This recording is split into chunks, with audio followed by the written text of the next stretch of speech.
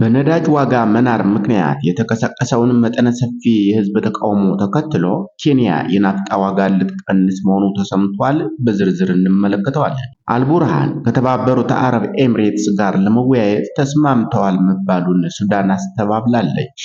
ፕሬዚዳንት ትራምፕ ከታይዋን አቻቸው ጋር እንደሚነጋገሩ ተገልጿል። እንመለከታለን። ሳውዲ አረቢያ የባህር ንግድ ትስስሯን ለማስፋት በጅቡቲና በኦማን መካከል የሚያስተሳስረውን አዲስ የቀይ ባህር የጭነት መስመር የመዘርጋት እቅድ ይፋ አድርጋለች።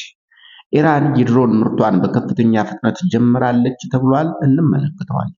ጤና ይስጥልኝ ክቡራንና ክቡራት የቻናሌ ቤተሰቦች፣ ለሰዓቱ ያዘጋጇቸውን አጫጭር ዘገባዎች ወደ እናንተ እየቀርብ እስከ ፍጻሜው ድረስ እንድትከታተሉ በአክብሮት እየጠየቅኩ ለቻናሉ አዲስ ከሆናችሁ ሰብስክራይብ፣ ላይክ እና ሼር ማድረግ እንዳይዘነጋ። ወደ ዝርዝር ዜናዎች አልፋለሁ። በነዳጅ ዋጋ መናር ምክንያት የተቀሰቀሰውን መጠነ ሰፊ የህዝብ ተቃውሞ ተከትሎ ኬንያ የናፍጣ ዋጋ ልትቀንስ መሆኑ ተሰምቷል።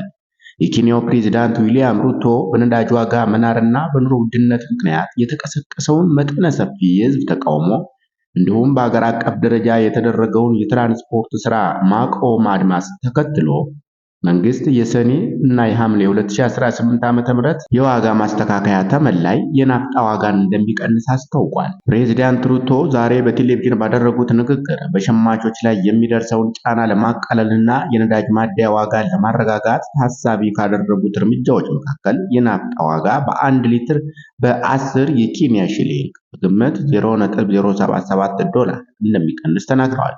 ውሳኔው ለህዝብ ይፋ የተደረገው የህዝብ ትራንስፖርት ኦፕሬተሮች የነዳጅ ዋጋ በከፍተኛ ሁኔታ ማደጉን በመቃወም በመላው ኬንያ ለ2 ቀናት የዘለቀ የሥራ ማቆም አድማ ካደረጉ ከጥቂት ቀናት በኋላ በተቀሰቀሰው ተቃውሞ ቢያንስ 4 ሰዎች መሞታቸውና ወደ 30 የሚጠጉ ሌሎች መቁሰላቸው የተዘገበ ሲሆን ክስተቱም ከኃይል አቅርቦት ጋር መጨመር ጋር ተያይዞ በናረው የኑሮ ውድነት ላይ የህዝቡን ከፍተኛ ቅሬታ የሚያሳይ ያስተጋባ እንደነበር ተዘግቧል። አልቡርሃን ከተባበሩት አረብ ኤሚሬትስ ጋር ለመወያየት ተስማምተዋል መባሉን ሱዳን አስተባበለች። የሱዳን ሉዓላዊ ምክር ቤት ጀነራል አብደል ፈታህ አልቡርሃን ባህሬን እያደረገችው ነው በተባለው የማሸማገል ጥረት ከተባበሩት አረብ ኤሚሬትስ ጋር ሊወያዩ ነው መባሉን አስተባብሏል። የምክር ቤቱ የሚዲያ ጽሕፈት ቤት ባለፈው ሐሙስ ባወጣው መግለጫ ጀነራል አልቡርሃን በቅርቡ ለማንኛውም የሀገር ውስጥም ሆነ የዓለም አቀፍ የብዙሃን መገናኛ የሰጡት መግለጫ የለም በማለት ሚድል ኢስት አይ በተሰኘው የዜና ወኪል ሪፖርት ላይ የተጠቀሰውን አስተያየት ውድቅ አድርጓል። ይህ ማስተባበያ የወጣው በሱዳን እየተካሄደ ካለው የእርስ በርስ ጦርነት ጋር ተያይዞ በካርቱምና በአቡዳቢ መካከል ለወራት የዘለቀውን ከፍተኛ ውጥረት ለማርገብ ባህሬን ሁለቱን ወገኖች ለማስታረቅ እየጣረች ነው መባሉን ተከትሎ ነው። በሪፖርቱ መሰረት አልቡርሃን በቅርቡ ሳውዲ አረቢያ፣ ኦማን እንዲሁም ባህሬንን ያካተተ ጉብኝቶች በባህረ ሰላጤው ሀገራት ማድረጋቸው በሱዳንና በተባበሩት አረብ ኤሚሬትስ መካከል የግንኙነት መንገዶችን ለመክፈት የተደረገ ጥረት አካል ናቸው። ሪፖርቱ ለጀነራል ቡርሃን በመጥቀስ እንዳመለከተው አቡዳቢ ለፈጣን ድጋፍ ኃይሎች የምታደርገውን ድጋፍ እንድታቆም እንዲሁም የሱዳንን ሉዓላዊነትና አንድነት እንድታከብር ቅድመ ሁኔታዎች በማስቀመጥ ሱዳን ከዩኤኢ ጋር ለውይይት ዝግጁ መሆኗን ገልጿል። ይሁን እንጂ የሱዳን ባለስልጣናት መሰል አስተያየቶች በፍጹም እንዳልተሰጡ አጥብቀው የተገለጹ ሲሆን ዩኤኢ በጎረቤት ሀገራት ማለትም በቻድ፣ በሊቢያና በኢትዮጵያ በኩል ለአርኤስኤፍ ወታደራዊና ሎጂስቲክ ድጋፍ እያደረገች ነው በማለት ለረጅም ጊዜ ሲያቀርቡት የቆዩትን ክስ ደግሞ ዝተዋል። ፕሬዝዳንት ትራምፕ ከታይዋን አቻቸው ጋር እንደሚነጋገሩ ገልጸዋል። የአሜሪካው ፕሬዝዳንት ዶናልድ ትራምፕ በጦር መሳሪያ ሽያጭ ዙሪያ ከታይዋኑ መሪ ቺንግቴ ጋር እንደሚነጋገሩ ገለጹ። ይህ እርምጃ ከተለመደው የዲፕሎማሲ ስርዓት ፍጹም የተለየ እንደሆነ ተናግረዋል። ዋሽንግተን ከቻይና መንግስት ጋር ይፋዊ ዲፕሎማሲያዊ ግንኙነት ለመመስረት ስትል ከታይዋን ጋር የነበራትን ትስስር ካቋረጠችበት እንደ ኤሮፓ አቆጣጠር ከ1979 ጀምሮ የአሜሪካና የታይዋን መሪዎች በቀጥታ ተነጋግረው አያውቁም። ቻይና ታይዋንን ግዛቷ እንደሆነች የምትቆጥር ሲሆን ደሴቲቱን በኃይል ለመጠቀም ያላትን ፍላጎት ቢሆንም አልተቀየረም።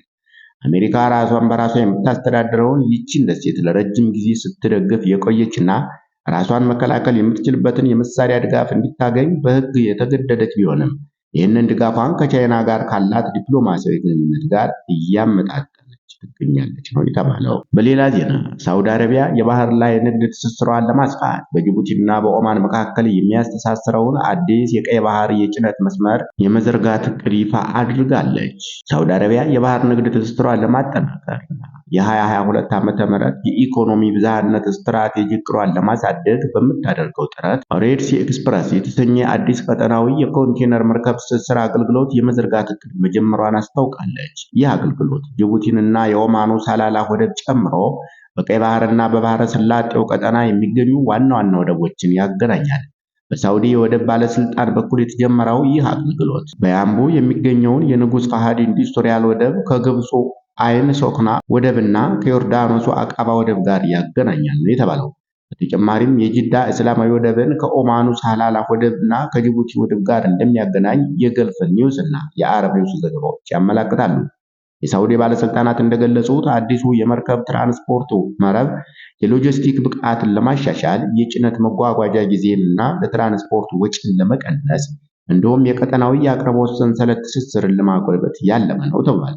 ይህ እቅድ የሳውዲ አረቢያን ከነዳጅ ውጭ ያሉ የወጪ ንግድ ዘርፎችን እንደሚደግፍና የሳውዲ ምርቶች በቀጠናዊ ገበያዎች ላይ ያላቸውን ተወዳዳሪነት ያሳድጋል ተብሎ ይጠበቃል። ኢራን በከፍተኛ ፍጥነት የድሮን ምርቷን ጨምራለች ተብሏል። ኢራን በሚያዝያ ወር የተጀመረው የ6 ሳምንታት የተኩስ አቁም ስምምነት ጊዜ በመጠቀም የድሮን ምርቷን በከፊል በድጋሚ ጨምራለች። ቀደም ሲል በወታደራዊ መሰረተ ልማቶቿ ላይ ጉዳት ደርሶባት የነበረ ቢሆንም የኢራን መከላከያ ኢንዱስትሪ በተለይም በድሮን ማምረት ረገድ ከተገመተው በላይ በፍጥነት እያገገመ መሆኑን ሪፖርቱ ያሳያል። ይህ ዜና በአሜሪካና በኢራን መካከል ያለውን ውጥረት በከፍተኛ ሁኔታ እንዲያገረሽ ሊያደርገው ይችላል ተብሎም ተገምቷል።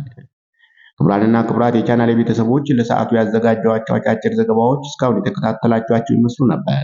አብራችሁኝ ስለነበራችሁ ከልብ እያመሰገንኩ ለቻናሉ አዲስ ከሆናችሁ ሰብስክራይብ እንዲሁም ላይክ እና ሼር ማድረግ እንዳይዘነጋ። መልካም ቀን እንደሆንላችሁ ተመኘው። ሰላም ለሀገራችን፣ ሰላም ለዓለማችን።